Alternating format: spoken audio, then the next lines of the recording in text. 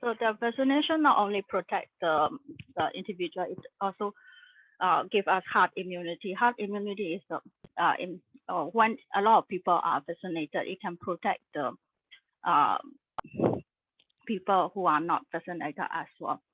As you can see, the blue people are the people susceptible hosts, and the red one are infected.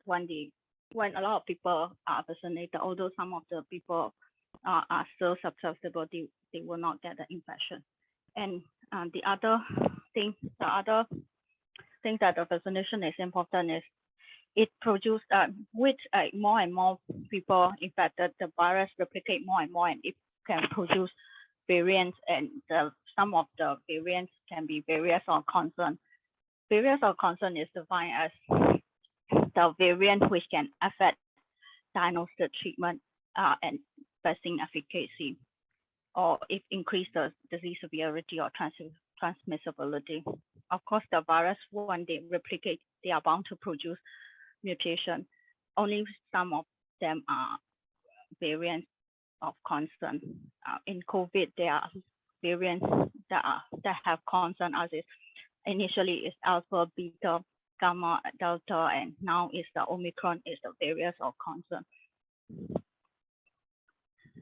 So when the COVID-19 infect the human, it replicate in the respiratory epithelium, present the antigen to antigen presenting cell, and it present to the helper cell, helper T cell. Then helper T cell produce humoral and cellular immunity. Humoral immunity produce antibody, and cellular immunity have produce effector T cell. The vaccine, how the vaccine work? The vaccine produce the antibody to the spike protein of the virus, and then this spike the spike protein is presented in the antigen presenting cell. It causes the helper T cell to produce humoral immunity, that is the antibody. The antibody block the viral entry to the cell, so it can't infect the respiratory epithelium, and it cannot replicate. Even though some of the virus enter the respiratory epithelium and reproduce, the vaccine decrease the replication and the spread. So the immunity produced by the vaccine is not only the antibody. Their main purpose is to produce the T cell, and the T cell has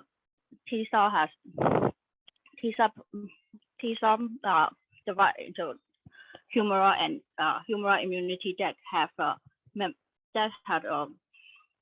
helper T cell that produce antibody that can induce B cell to produce antibody and protect us from the infection. And it is the IgA that is important in preventing entry of virus into the cell. So some IgG can leak out the epithelial cell and reduce the viral entry, but it is the IgA that prevent the viral entry into the epithelial cell, that reduce the infection. And so in COVID, the vaccination protect viral entry, reduce the replication, thereby reducing the symptom and severity. When the symptom is reduced, the viral load is reduced, infected people produce less virus, and it can decrease the transmission as well. So the vaccination is not only about producing antibody, it is about producing T cell response and memory of that T cell. So there are now there are variants of like the main variant which is concerning us is now Omicron. Omicron has the mutation into the S antigen, and people are worried that vaccine might not be effective. Yes, the vaccine for Omicron, the vaccine has a reduced efficacy compared to the original virus type, but they can still be effective because not only the antibody, the T cell recognize the S antigen differently, and then in the S antigen, the spike protein itself, there are multiple epitopes that can the virus, the immune system can recognize. Epitope is a part of the antigen. When the antibody bind to the antibody, they don't bind to the whole antigen. They bind to the antigen determinant that is called epitope. So if you can see in this picture, epitope is only part of the antigen. So although the current vaccine, all the current vaccine are targeted towards the spike protein, they can still be effective against new variants.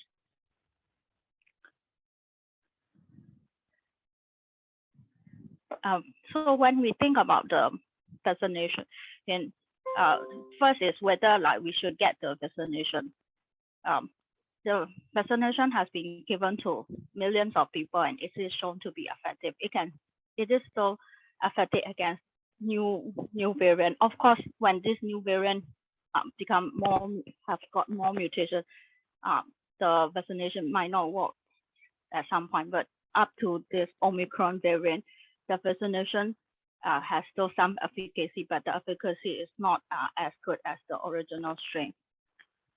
So, and then I have explained that why we should get the vaccination. Then when we get the vaccination, we will have concern about safety, efficacy, and how long this efficacy will last. And then there will be people, special group of people like very old, very young, people with underlying medical condition, immunosuppressed people, pregnant. So most of the clinical trials are done from 18 to 65 years, and later on there will be these subgroup study for the very old, very young, and pregnancy. There are several approved COVID vaccination, and they have all gone through before we can use the vaccination as an out of research setting. They have to gone through a lot of steps. First, people will do pharmaceutical quality study, non-clinical study. Then clinical study has phase 1 trial, phase 2 trial, phase 3 trial. After the phase 3 trial, then relevant body will evaluate and make a decision. Only then they can produce mass scale, mass production and can roll out to the general population.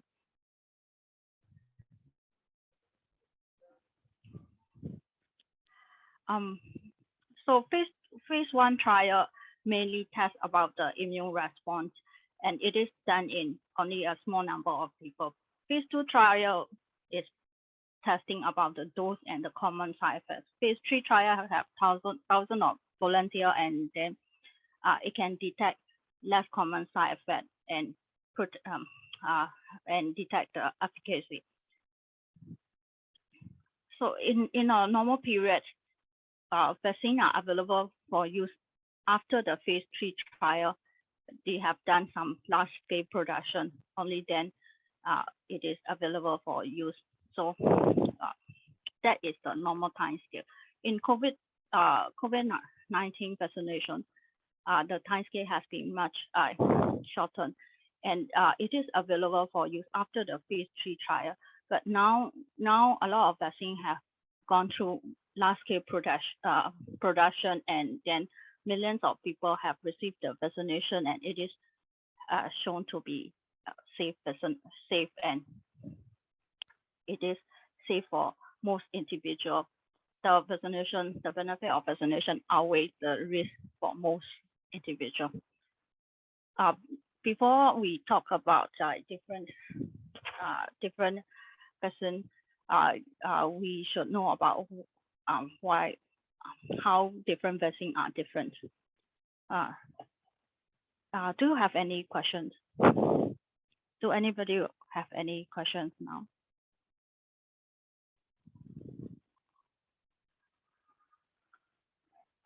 Then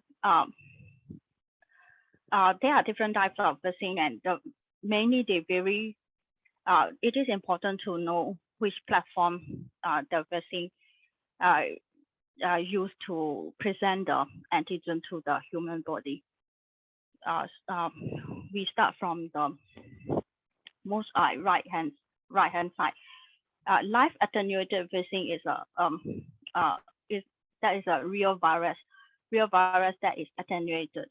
They have the antigen that the real virus have, but they are manufactured to lose their virulence, so they do not cause the disease. They present the antigen, various antigen to the human body.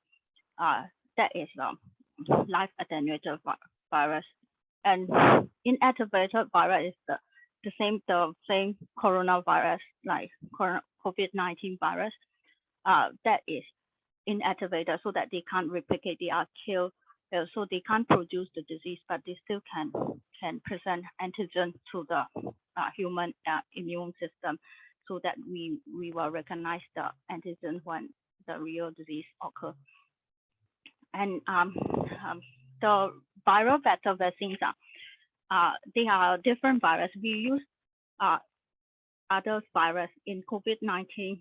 They use the adenovirus, that is common respiratory virus, and they modify the virus genetically and put in the S antigen, the S protein antigen code to that different virus, and make that virus to produce the S antigen, so that our immune system recognize this S antigen, and when we get COVID-19, then they have the memory of the S antigen, and we can produce the immune response.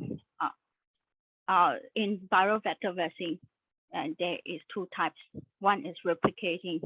So replicating means that this virus is live and they can replicate in the human body. Non-replicating viral vector is they are killed, like inactivated. So they are some similar to the live attenuated.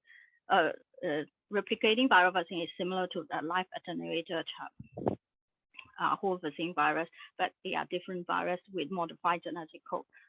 Of course, the replicating vaccine has a risk that this virus, when they are replicating, they can get mutation and can cause like disease in the host. So replicating vaccine and live attenuated vaccine may not be really safe for the immunocompromised patient. The RNA-based and DNA-based new viral platform, new vaccine platform that make human body to get immune response to the S antigen. In COVID vaccine, the RNA virus, the RNA platform, deliver the RNA to the host, and this RNA go to the human cell and use human ribosome to produce the S antigen.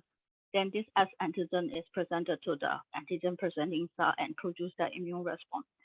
This is the new platform, and no vaccine has ever used this platform before.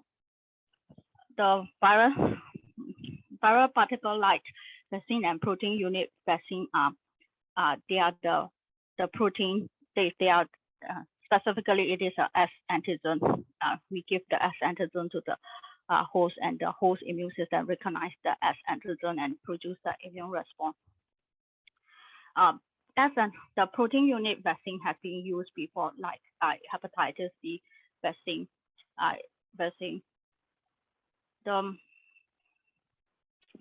All other vaccine type platform has been used. Only the RNA is the new platform that has never been used in other vaccine.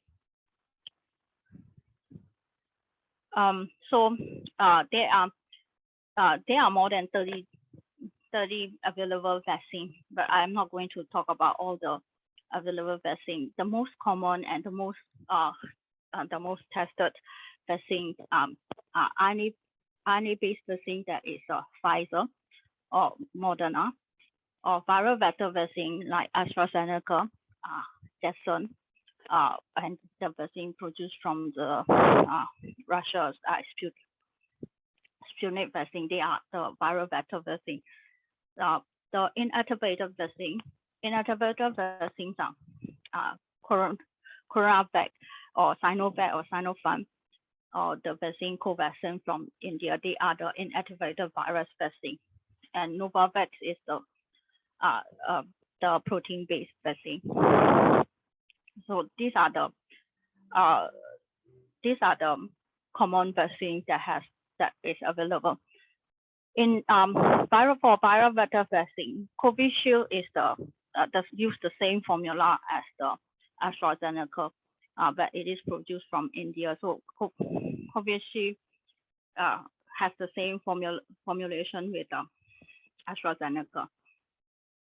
And there is another.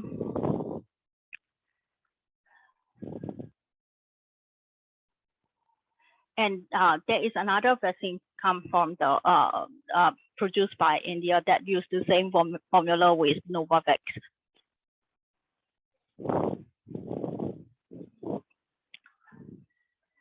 I have explained all the different type of vaccine. So apart from the type of vaccine, the vaccine delivery is also an important factor in producing the immunity. Most of the all the currently available COVID vaccine are IM injection. So they present the antigen via the IM route and the intramuscular route, and the body recognize the S protein. The body recognize the spike protein from the vaccine, and then produce the immune response, and it produce T and B cell response. And it is because it is presented through the IM route, the main antibody response it produces IgG.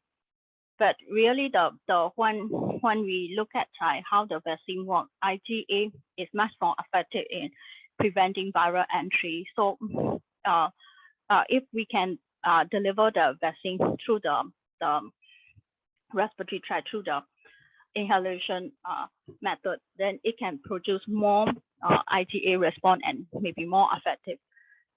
But now the current vaccine, if it is the attenuated vaccine or kill vaccine, and when you administer through the respiratory tract, it can be cleared by innate immunity, and it might not have time to produce the immune response.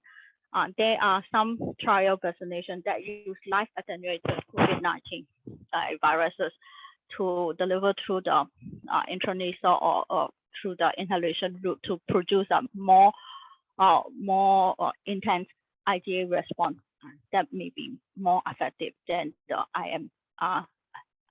IM deliver injection. But they have, because they are administered through the intranasal route, why they can produce more intense IgA response. It can reduce the IgA efficacy, IgA response, and it can reduce the T cell response and other systemic response. So there are good and bad thing about the inhalation or intranasal administration of live attenuated COVID-19, the new vaccine variants, but they are in the study. Now the WHO has approved this 10 vaccine, and they have more. They have different. They have been tested in different clinical trial and approved in different countries. So the most common one are RNA vaccine, Pfizer and Moderna, or the viral vector vaccine, AstraZeneca, Janssen, and inactivated vaccine, which are produced from China, Sinopharm and Novavax, and they are from COVID-19. COVID-19 is the same formulation with AstraZeneca vaccination, and Novavax is a protein-based vaccine. They have also India has also produced the same vaccine, use the same formulation and produce their own vaccine. They are approved by the WHO, and all the Russian vaccines.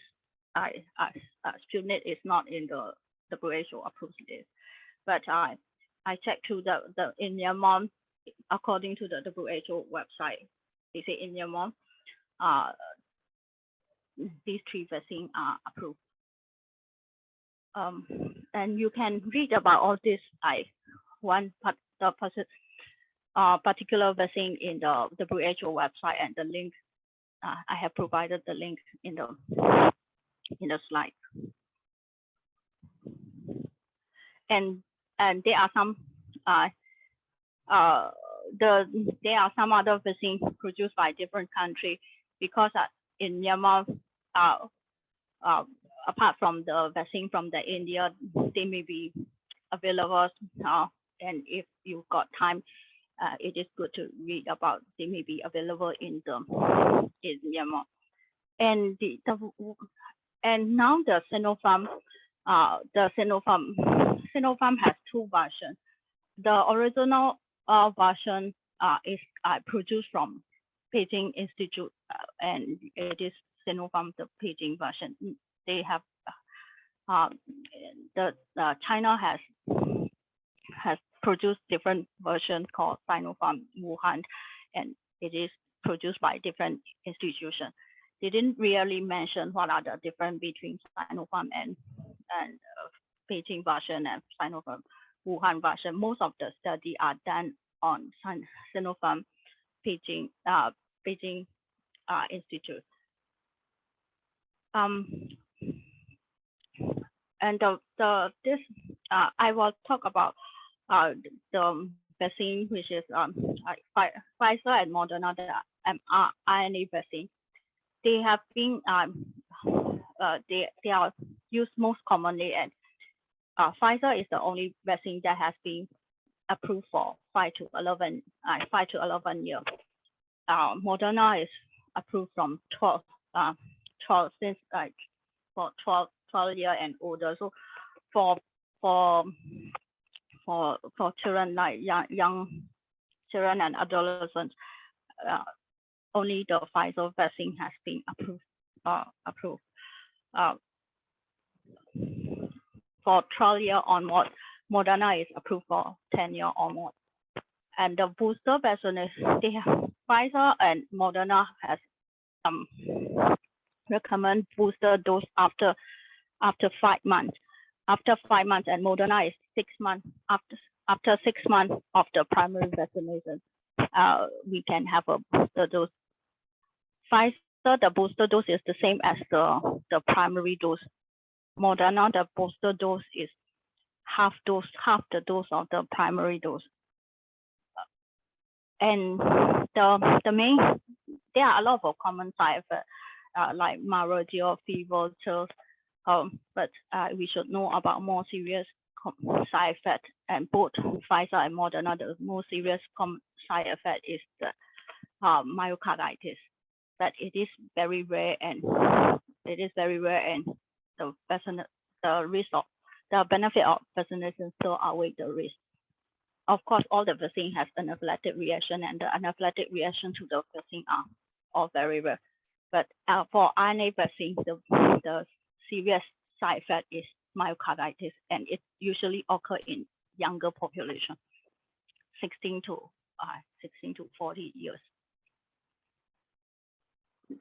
The BNT means the Pfizer. This is the scientific name for the Pfizer vaccination, and mRNA 1273 is the scientific name for the Moderna vaccine. AstraZeneca and Janssen vaccine are the better vaccine. The Janssen vaccine is only 1 dose, but the booster dose is only 2 months high, 2 months after the primary vaccination. The AstraZeneca is not approved for the booster dose. It is only approved for the primary vaccination.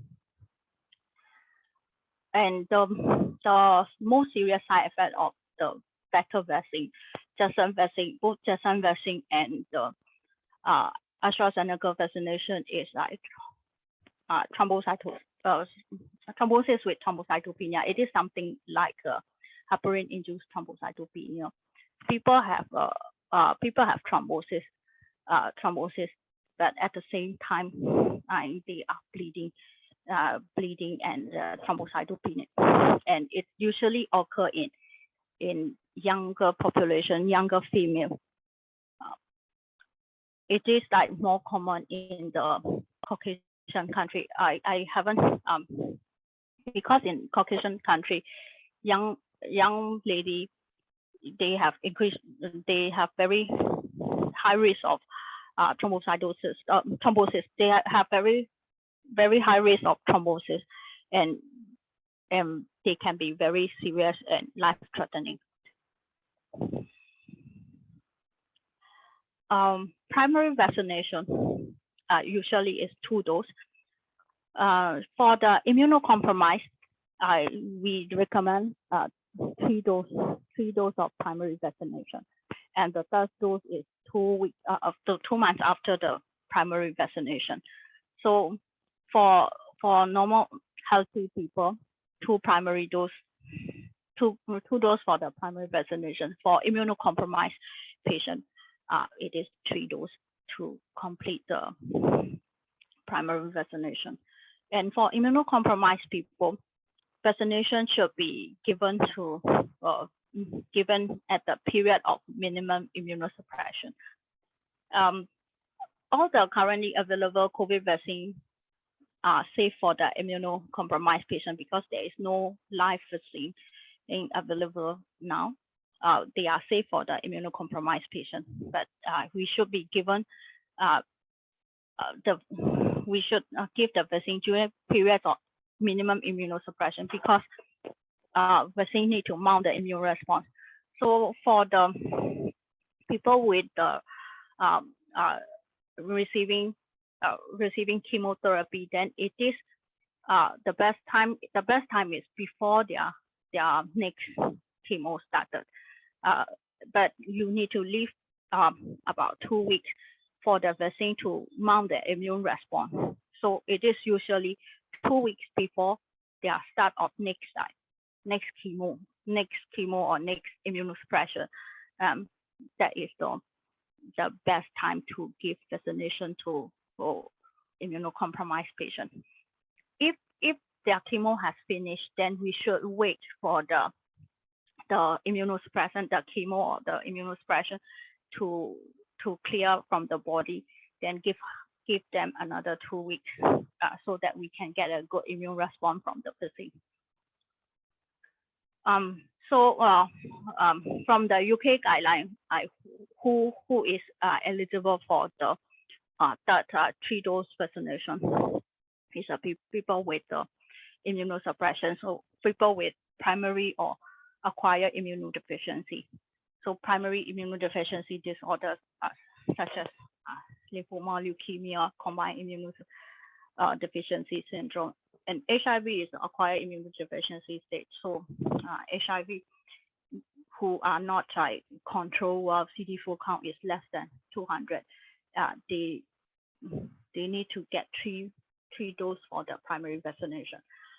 and or people on the immunosuppression for the autoimmune or whatever condition, they are also eligible for the 3-dose primary vaccination. And people who are taking corticosteroid for more than 20 milligrams of prednisolone per day for more than 10 days, who are on long-term high-dose corticosteroid therapy are also eligible for the 3-dose primary vaccination.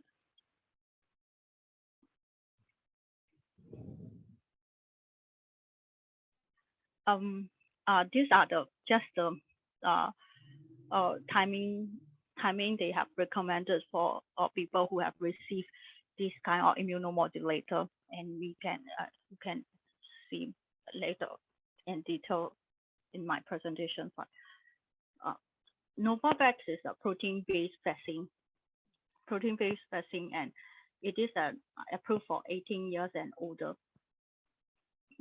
It is an IM injection. The efficacy, it changed for all the COVID vaccine, the efficacy, the reported efficacy changed a lot from study to study, because it depends on like when the efficacy study are done, whether they are done in alpha dominant period, beta dominant period, or which country they are tested on. So the efficacy rate, they are all different, but for most of the vaccine, it is proven that they reduce the severe symptoms, severe COVID virus, severe clinical presentation. They reduce the hospitalization. Here, Novavax, you can see in beta dominant period, they reported the vaccine efficacy 49%, and confidence interval is 28 to 63. But when they do the multiple variant study, the efficacy has increased. But no one knows how much the vaccine will be efficacious for the Omicron. At least like what we know is that the vaccine produces severe disease. It has some efficacy, although these number reported in the study may not apply to Omicron. In general, the vaccine are less efficacious for the Omicron. Sinopharm, they reduce the Sinopharm is inactivated whole virus vaccine, and they report the efficacy 79%. And there are much less study of Sinopharm and Sinovac vaccine in the literature. And when they report the efficacy, you can see the confidence interval is very wide. The confidence interval is very wide, meaning that the sample size may be small, or there are a lot of different variation in the population. And Sinopharm and Sinovac also recommend an additional primary dose for older people and immunocompromised. In Pfizer, Moderna, and Janssen vaccine, AstraZeneca, they only recommend third primary dose for immunocompromised. But in Sinopharm and Sinovac, they recommend additional primary dose for older people as well, because their study are done. Most of the efficacy study are done for people less than 60 years. So and then the efficacy generally is less than the RNA virus, RNA-based vaccine. So Sinopharm and Sinovac has recommended that primary dose for the older people and immunocompromised.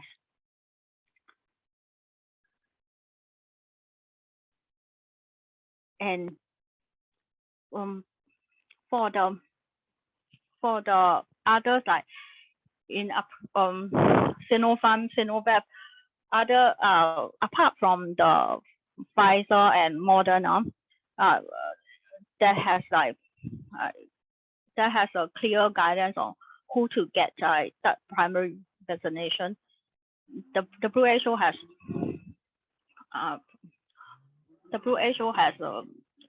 recommended primary dose for people who are for chronic dialysis as well. So whether like people who should get the third primary dose is not very clear for other vaccines, except the RNA vaccine. So generally people with organ failure, chronic dialysis, COPDs, poorly controlled diabetes, they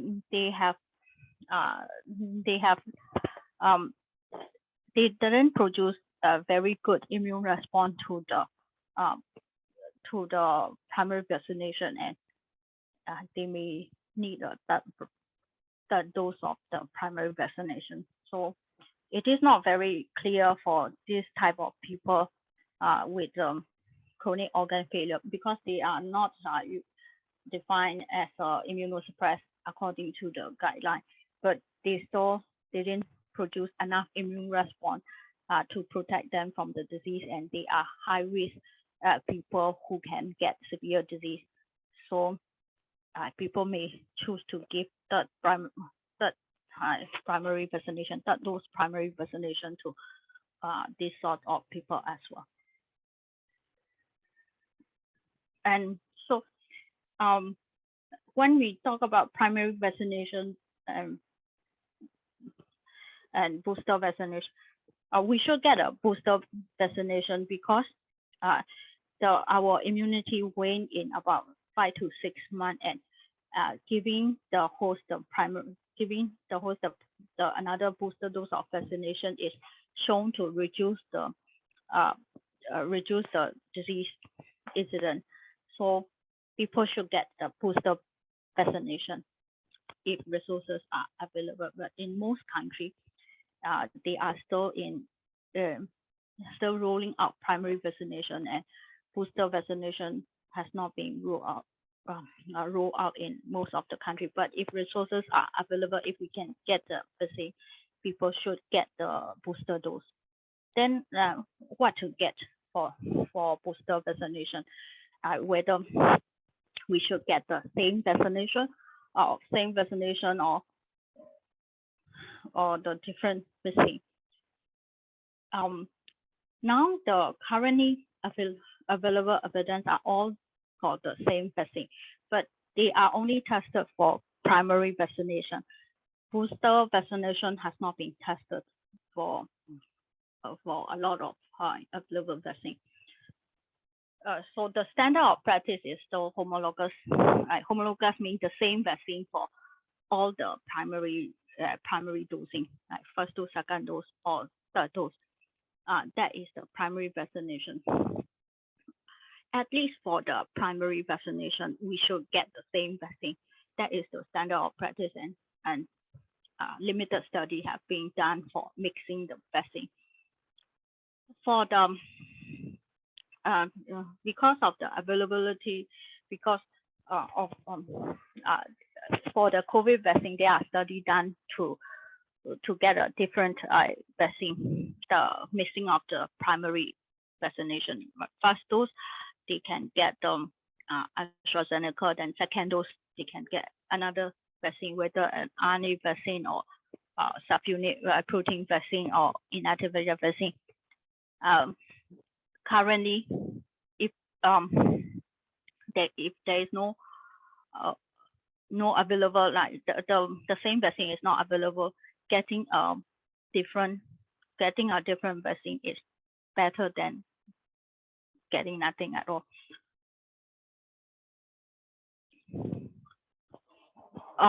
And there is some evidence that show that the heterologous vaccination, getting vaccinated with different vaccine, may increase the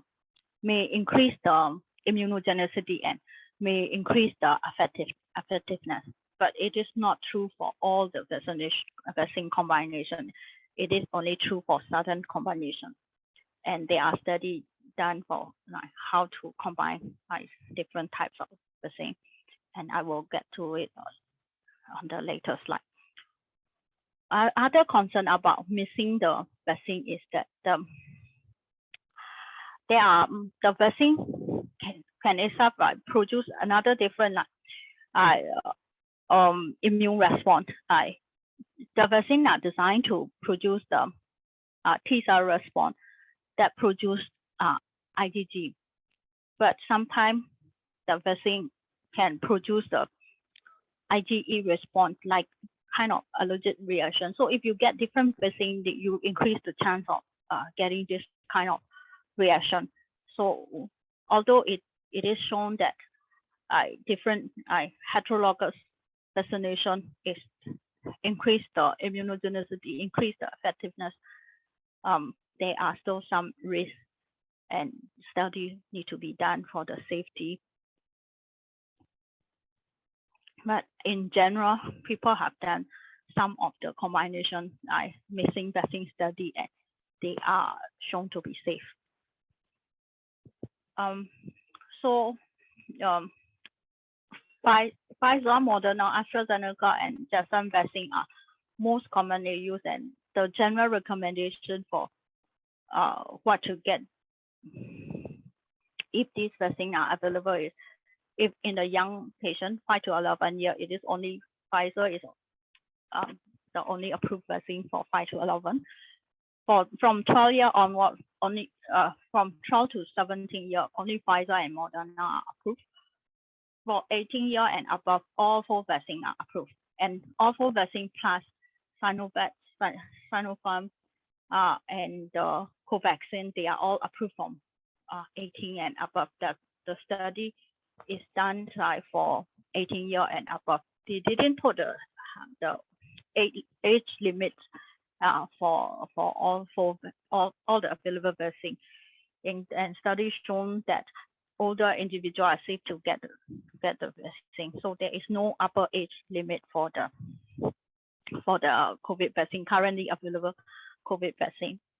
But if you are under 40 years old, if you can get the RNA vaccine, preferably get an RNA vaccine, Pfizer or Moderna, mainly due to the risk of thrombosis with AstraZeneca and Janssen. The viral vector vaccine are associated with the risk of thrombosis, and sometimes it can be life-threatening.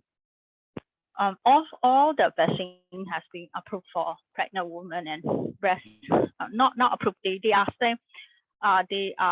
safe in pregnant women and breastfeeding women. So we recommend vaccination for pregnant women and breastfeeding women. There is the animal study and some the study of the vaccine toxicity. It does not show any harmful side effect, and it is unlikely to have a harmful effect in human as well. So we recommend vaccination even for pregnant women and breastfeeding women. And for the primary vaccination, most healthy people will get 2 doses of vaccination, and third primary dose is usually preferably a RNA vaccine or different homologous vaccine is preferable to the third primary dose, because some studies show that after 2 doses of the vaccine, the third primary dose, if you give a different vaccine, it can increase the immunogenicity and increase the effectiveness. So if resources are available, the third primary dose is preferably an RNA vaccine or different vaccine. If you different vaccine means preferably vaccine in a different platform. You should not get a vector vaccine. There is no study, when I look through the literature, there is no study that use the same vector vaccine. Different homologous study are done for vaccine with different platform. If you use vector vaccine in the first primary dose, then And on the third type, the third tool should be the vaccine with a different platform. Should be an inactivated virus vaccine or protein subunit vaccine or the RNA vaccine. Study done for the heterologous vaccination are all for the different vaccine platform. They are really study that done for the same vaccine platform for the heterologous vaccination. And for the RNA vaccine, that primary, if you get the RNA vaccine as a primary vaccination, you should get the same RNA vaccine for the third or booster dose, because there is no study done for the missing RNA vaccine, and RNA vaccine has never been used in other disease before, and it is very new. So there is no study, nobody knows. For personal opinion, I would recommend the same vaccine for the primary dose or booster for people who get the RNA vaccine, because RNA vaccine is the RNA that is delivered to the human body, and they use the human body mechanism, ribosome and others, to produce the antigen and present it to the human body. It is better for us to limit the exposure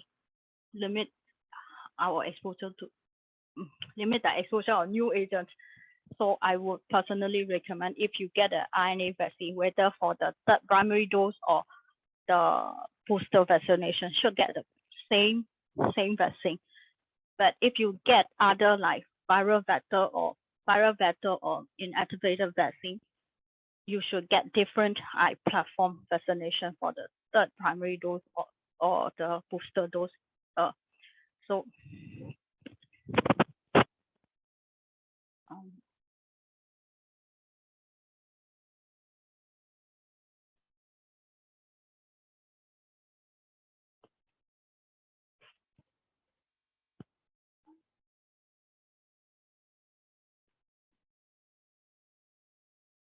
So booster dose should be your different vaccine in different platforms.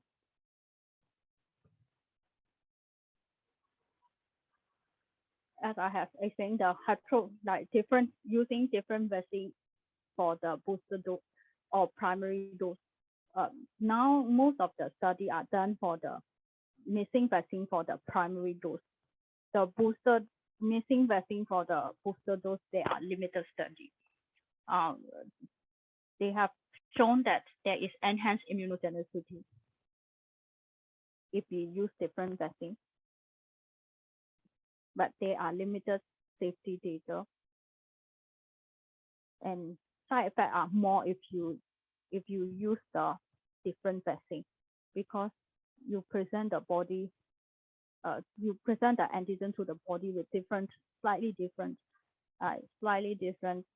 platform and slightly different virus vector. So the side effects are more than the using the same vaccine, but that it is more efficacious, because like if you give the same vaccine to the person like 3 times, then the body will recognize this vaccine, and then it will clear the vaccine very quickly, and they have not enough time to mount the immune response that is specific to the COVID-19.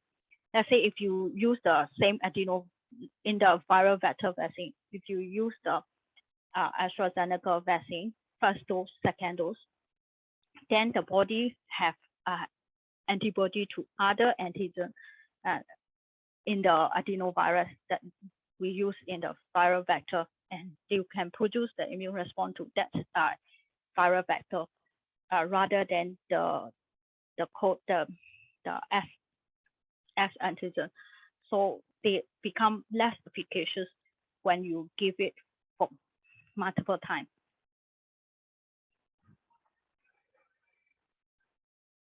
Is that clear?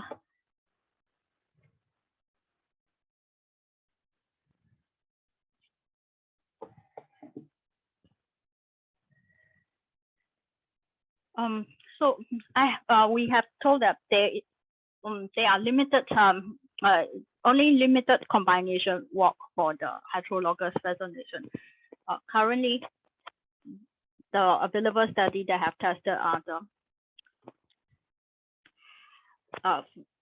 AstraZeneca followed by mRNA virus, mRNA vaccine for the primary vaccination. Booster they have tested is AstraZeneca primary vaccination followed by the RNA booster, and heterologous booster they have tested.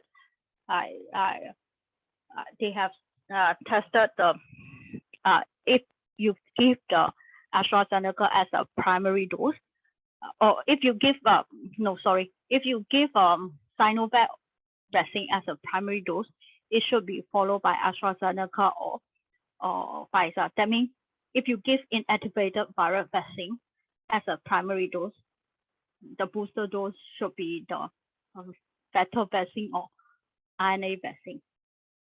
That means different platform. In general, it's a different platform. But the one I listed here are the one with the tested trial, which has moderate affordance. Although because there are a lot of different vaccines with a lot of different combinations, it will be very confusing to read all the trial, and so these are the tested, proven combination, at least safe for short term. Short term it is safe and it is more efficacious, and long term it is also believed to be safe. But and there are more trials because the protein subunit vaccine come out later. So protein subunit vaccine has also been tested for the primary or booster vaccination. So in general, whether you use the inactivated whole virus vaccine, vector vaccine, or protein subunit vaccine, the booster dose should be a vaccine with a different platform.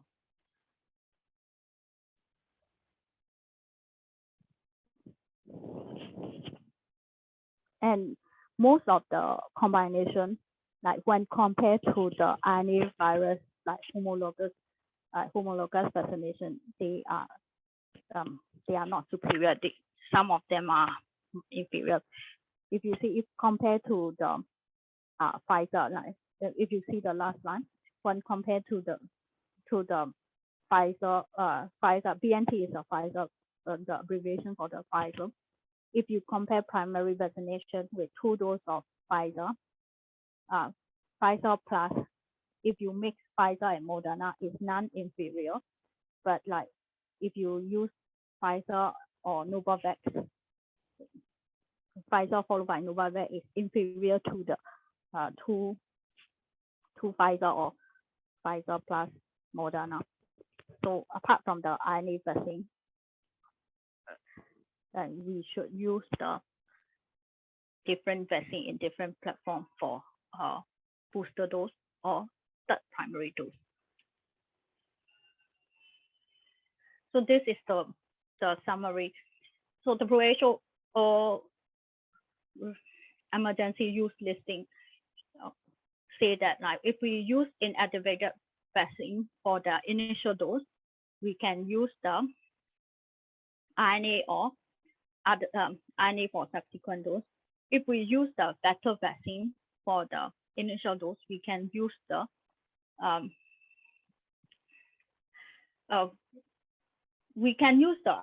for the subsequent dose. That RNA can be used even if whatever vaccine you use first. But if you use inactivated vaccine, it can be followed by the vector vaccine. If vector vaccine, you use the protein subunit vaccine. There is no study that we use the vector vaccine first, then then we use the inactivated vaccine. But in general, the theoretically, we recommend using that dose of booster vaccination with different platforms, except RNA vaccine.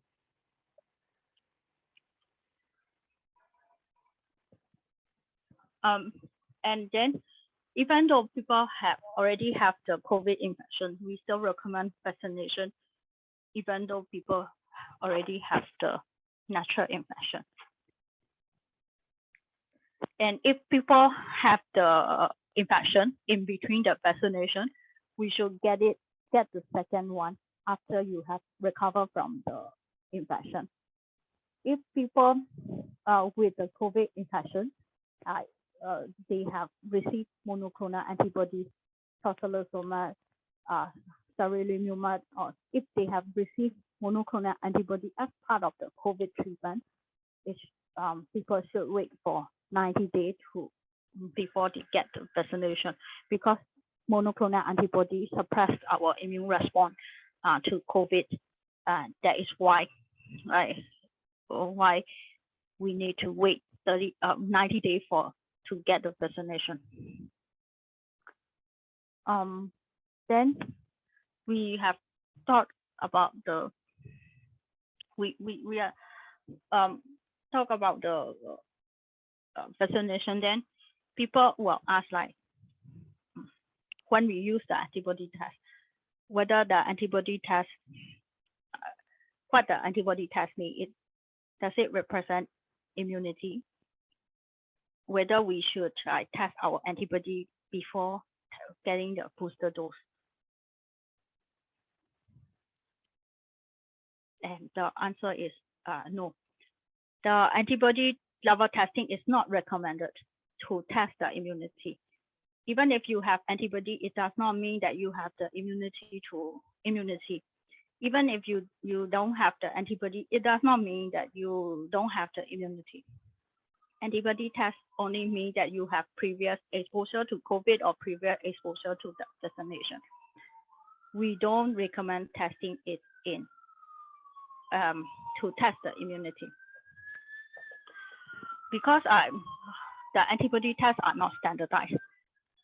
Some of the antibody tests test the antibody to spike protein. Some of the antibody tests test the antibody to nucleic acid protein or envelope protein. They are different protein in the virus. So depending on the test, they will test different antibody. And there is no agreed standardized units. So if you mean how many units of antibody are present in your body, they are not standardized. In this lab, it will test like you have 3 units of antibody. Then in another lab with the same sample, it will test positive for 6 units of antibody. So it is not standardized. First is they use different antibody. Second is they are not standardized. The third is that depends on the stage of your stage of infection and exposure. The antibody can be different. Nobody know like which level of antibody is protected. Let's say, you does not need to have a large amount of antibody in your body to be protected. It is the memory B cell and T cell response that make our body to be able to defend the virus. So the antibody is the product of the T cell, helper T cell that make the B cell to become a plasma cell and produce antibody. So you don't need to have antibody in your blood to be protective, as long as you get enough T cell that memorize the antibody. So if you don't have the exposure, the body will just have the T cell in your immune system, the memory cell in your immune system. It will not produce antibody, and if you test it, it will be negative, and you will and it does not mean that you don't have the immunity. So the level of antibody does not mean protection, because it is not the critical point that is critical thing that our body use to protect the virus. Our body needs a memory cell to protect us from the virus. We don't need and the antibody is produced by this T cell and memory cell. So if you don't get enough exposure, you may not have enough antibody. But when you get exposed to the virus, the body will produce the antibody. So the antibody test, like even if positive, negative, it does not mean anything to it does not tell us whether we are protected or not. So it is not recommended to test the antibody before the booster or before the third primary dose. We only test antibody when we want to use treatment, like in COVID treatment therapeutic. We use the monoclonal antibody to treat COVID. And if antibody is positive, this treatment might not work. So we do antibody tests when we want to give mono antibody as part of the COVID treatment. Or we do antibody to see like the previous exposure or how many people get vaccinated or for research purpose. For all other reasons, we don't use antibody. We don't use the antibody test.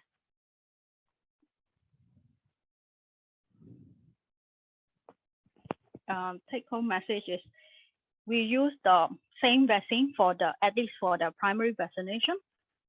For the third primary dose, if available, get an RNA vaccine. If not, get a different platform vaccination. For the booster dose, get a vaccine in the different platform.